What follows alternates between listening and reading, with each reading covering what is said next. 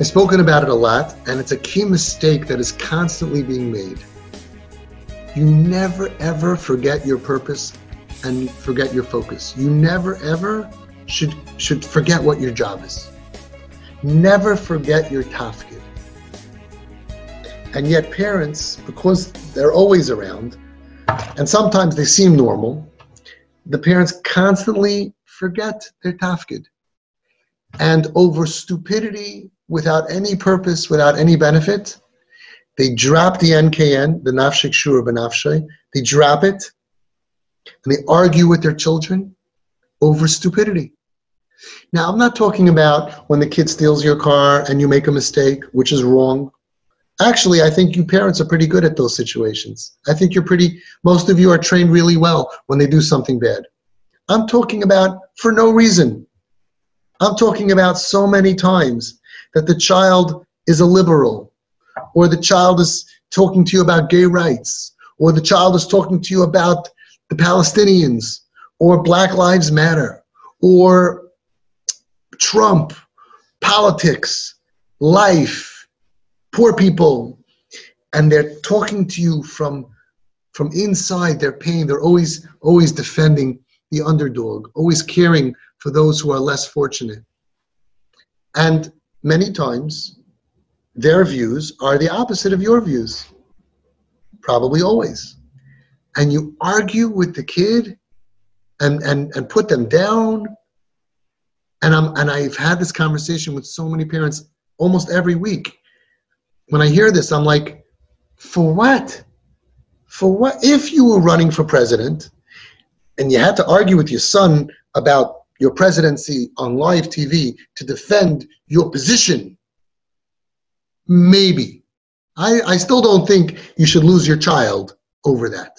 We could discuss it though, because your opinion really counts for the whole world, and world peace is kind of important. So maybe you have to go ahead and fight your kid, but you're in your living room.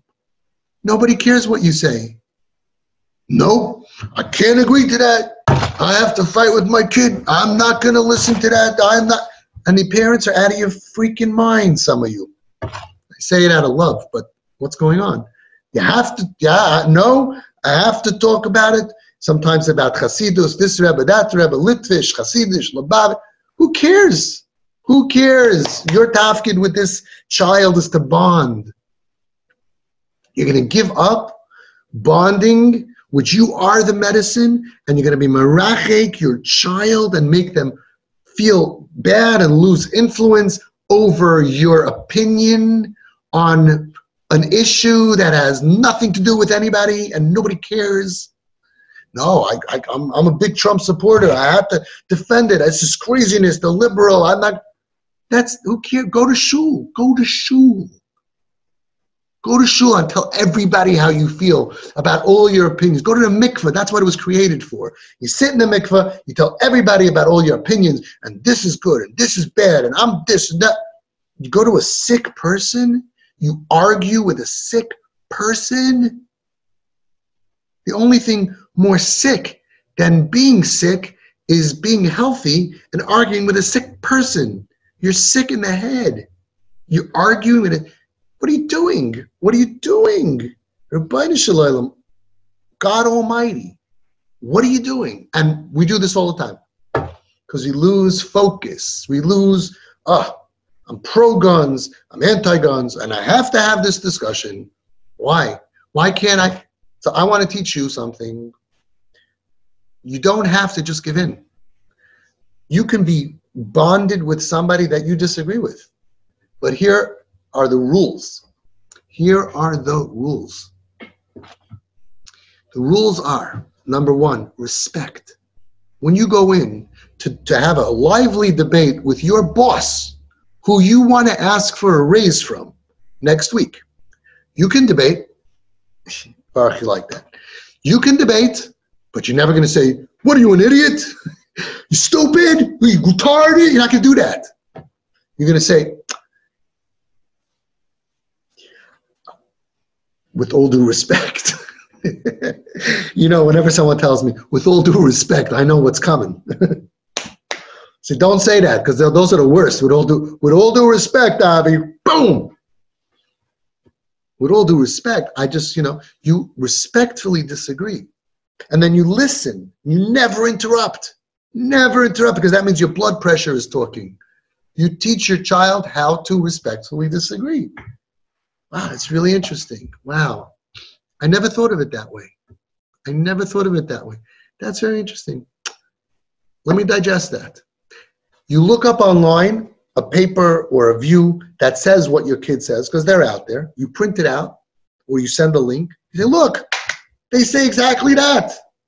You're so smart. With your tremendous brain, you can get a job at the New York Times. You can get a job at the New York Times. Wow, amazing. The next day, you go back. Ooh, with a smile. Smile. Once you're not smiling, you're not helping your kid. Smile. Ooh, look what I found. Fox News. OMG. I don't know. Look what they're saying. He's going to read it. This is lies. This is slander. This is crazy. They own the media. Whoa, I don't know, but he says that. Oh, interesting. Wow. Let's check CNN. And you can talk to somebody and don't just say, okay, I'm not talking to you about this. I can't argue with you. Okay, I can't punch you. Can't slug you. No, okay, yeah. Whatever you say, they're not stupid. Whatever you say, oh yeah, okay, yeah. I also yes.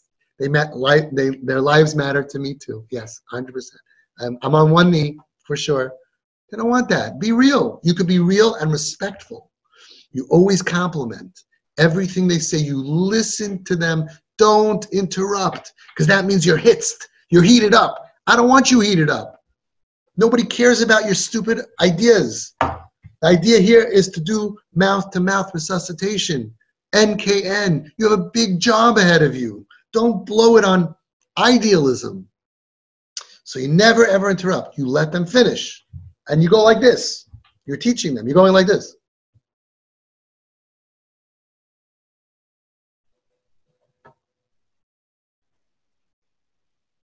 Are you getting this? Are you getting this?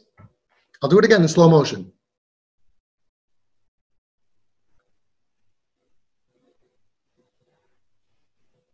No, not that. No picking your nose. Interest. I'm interested. Wow.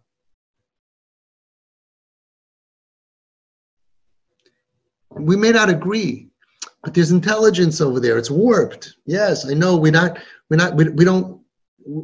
agree. Fine. I hear you. Interesting.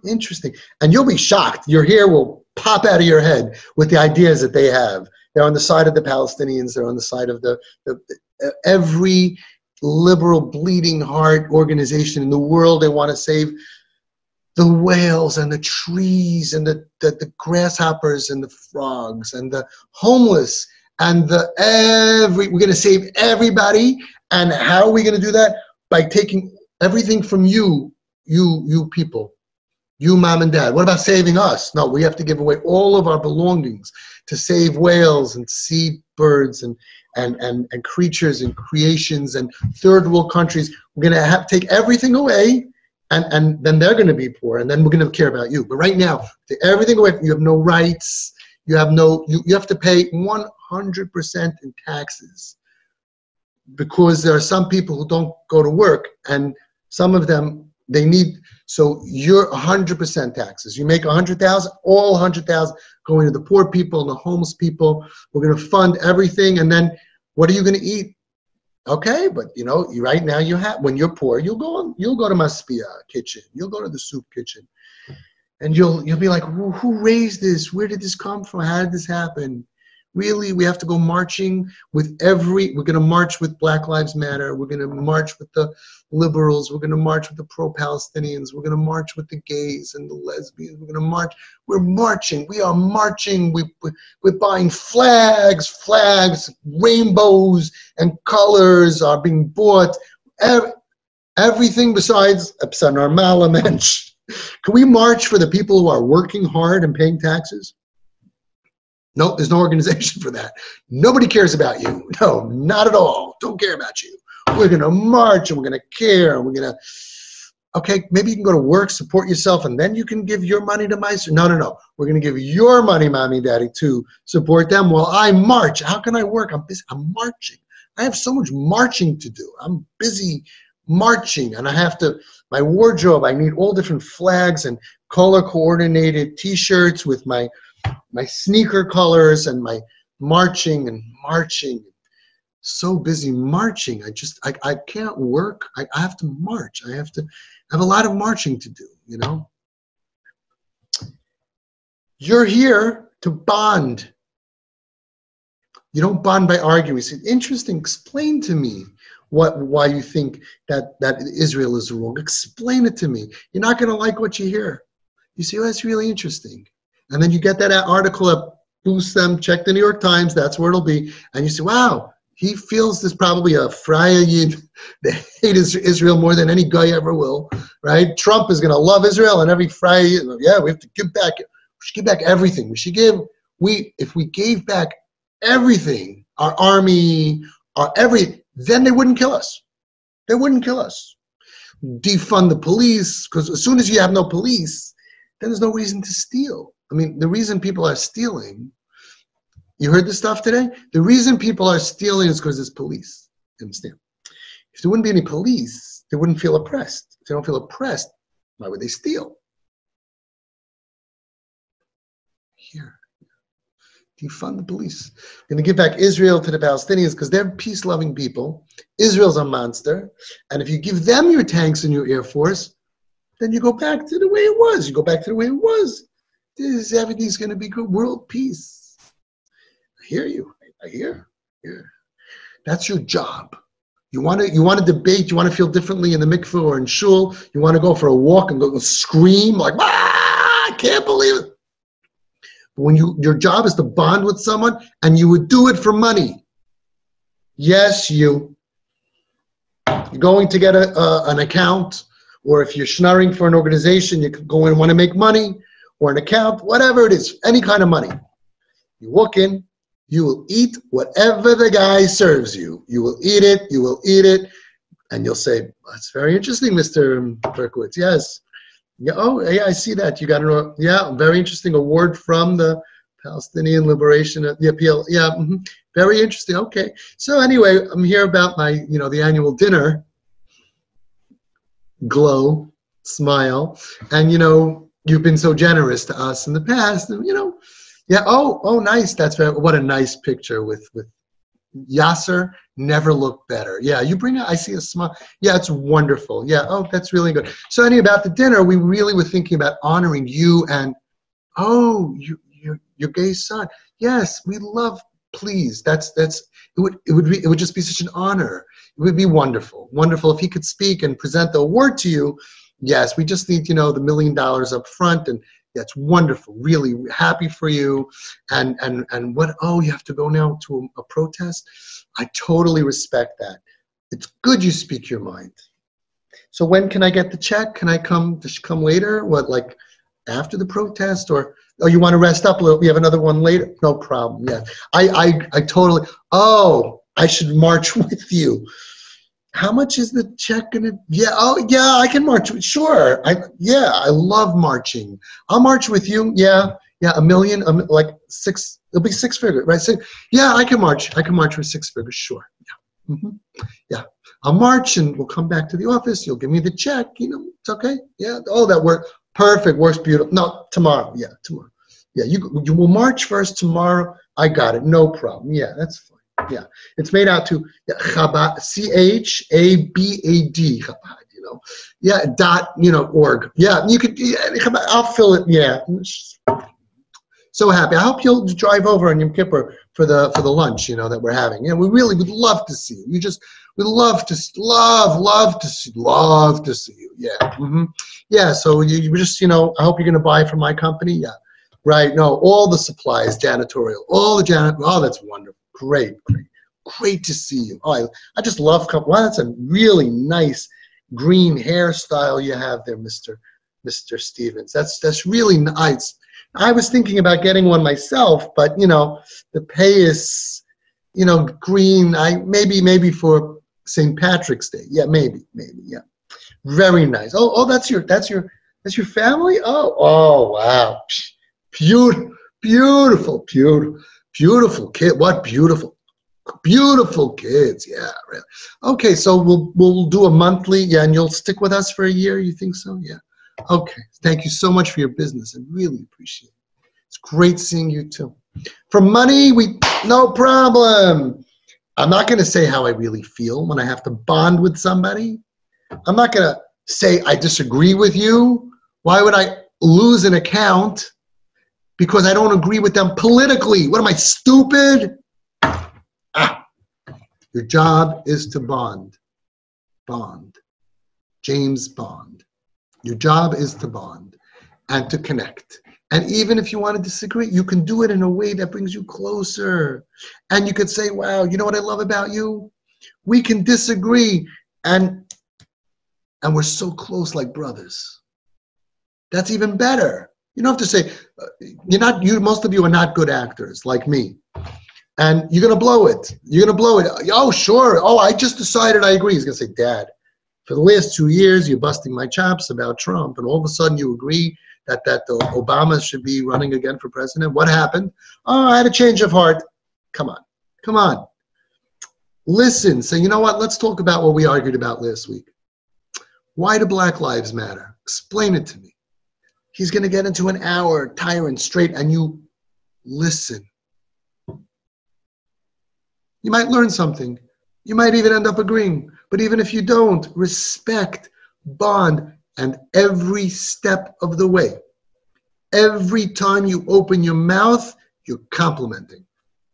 Every step, never different. By the way, I do this, I do this on my kids. Not as a trick. My job is to compliment. Wow, you're so smart. Wow, how do you remember all that? You should be their spokesman. Think, your mind is churning the whole time, not churning with disgust. Churning, how am I going to turn that into a compliment? Little flag. You say, I'm sorry for interrupting. I just want to tell you, you speak so mature. Wow, when did that happen? I remember you were a little kid. Compliment. You're going to see the inside, the smile. I enjoy I don't know why, I enjoy my talks with my father. Yeah, because you're constantly making his nefesh feel good. People like spending time with people who make their nefesh feel good. First of all, people like spending time with people who agree with them. It doesn't have to be so hard that it breaks your neshama every time you have a discussion. But even if they don't mamash agree with me, I don't mind because I just enjoy their presence. I enjoy their company because they don't put me down. Even if they're against me, you don't put me down. You don't break me. You don't machavek and push away my thoughts like as if I don't count. You treat me respectfully. That's the way you do it. I hope I'm clear because this happens all the time. Respect the child as if you're going for a job because you have a big problem here. If you don't want to do it on your regular kids, fine. You don't want to do it on your spouse and on your brothers, your sisters, your siblings, you should, but fine. But when you're dealing with a situation that you're so desperate in need that this person should be bound to you, nafshek shura b'nafshek, to save their life. So in such a situation, for sure, this is what you should do. And you'll see, it's fun. It's fun. It's fun to have these discussions where I'm always looking to compliment and I'm always looking to make the person feel good. You'll get addicted to it. You'll start doing it on other people as well. What about your real thoughts? Who cares? You're not running for president. Nobody cares if you're really a Republican or really a Democrat. Make everybody around you feel good by respecting them and listening to them and boosting them and complimenting them. That's all that really matters at the end of the day. Good luck.